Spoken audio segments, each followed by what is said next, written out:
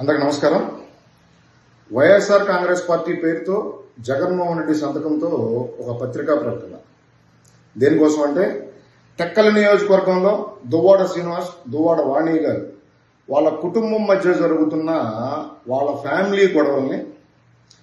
రచ్చకిడిచి దాన్ని ఎన్డీఏ కూటమికి, నారా చంద్రబాబు నాయుడు గారికి, ఆ నియోజకవర్గ శాసనసభ్యులు, రాష్ట్ర మంత్రివర్యులు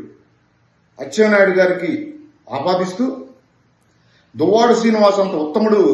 ఉత్తరాంధ్రలో లేడు, రాష్ట్రంలో నారా చంద్రబాబు నాయుడు గారి ప్రభుత్వం కక్షపూరితంగా వైసీపీ నాయకులను ఇబ్బందులు గురిచేస్తా ఉంది. కావున దువ్వాడ శ్రీనివాస్ రాష్ట్రంలో రాష్ట్రపతి పాలన కోసం నిరసన కార్యక్రమం చేస్తా ఉన్నాడు. ఈ పనికిమాలినోడికి ప్రజలంతా సహకరించాలని రాష్ట్రంలోనే అత్యంత దుర్మార్గుడు సైకో జగన్మోహన్ రెడ్డి ఒక పత్రికా ప్రకటన రిలీజ్ చేశాడు. నాకు జగన్మోహన్ రెడ్డి మానసిక స్థితిపై అనేక అనుమానాలు కలుగుతా ఉన్నాయి. భార్య, కూతురు, నా తండ్రి ఇంకొక మహిళతో ఉంటున్నాడు, మా కుటుంబం ఇబ్బందులు గురవుతా ఉంది, మా తండ్రి మాకు కావాలని చెప్పి ఆ భార్య, ఆ కూతురు ఆ దువ్వాడ శ్రీనివాస్ ఉంటున్న నివాసానికి వెళ్తే అక్కడ ఆ దువ్వాడ శ్రీనివాస్ అనే వ్యక్తి మీడియా ముఖంగానే భార్యపై, కూతురుపై దాడి చేసేదానికి ప్రయత్నించడం, ఈ పనికి మాలినోడు తిరిగి మళ్లీ భార్యపై, కూతురుపై హత్యాయత్నం కేసు పెట్టమని పోలీసులకు ఒక కంప్లైంట్ ఇవ్వటం, ఇదంతా జరుగుతున్న క్రమంలో ఆ మాధురి అనే మహిళ మీడియా ముందుకొచ్చి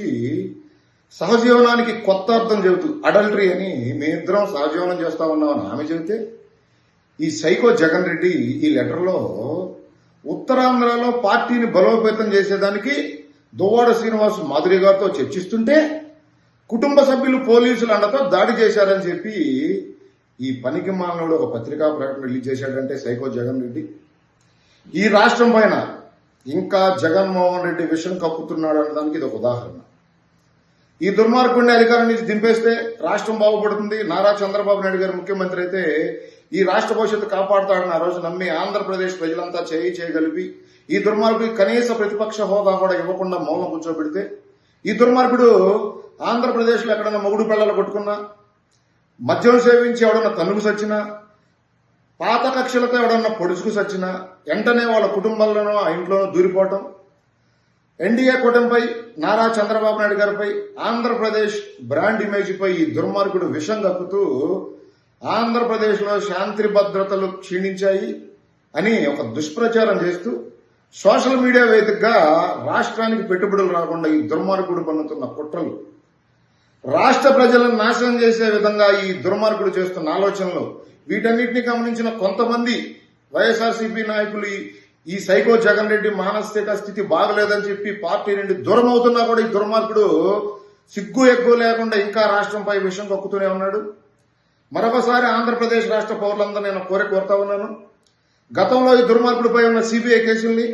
బాబా హత్య కేసుని తక్షణమే విచారించి ఈ దుర్మార్గుడికి శిక్ష విధించాలని చెప్పి మనమందరం గౌరవ సుప్రీంకోర్టు న్యాయమూర్తులకి, గౌరవ రాష్ట్రపతి గారికి ఒక లేఖ రాయాలని చెప్పి నేను మిమ్మల్ని అందరినీ ఆంధ్రప్రదేశ్ రాష్ట్ర పౌరుడిగా కోరుతా ఉన్నాను.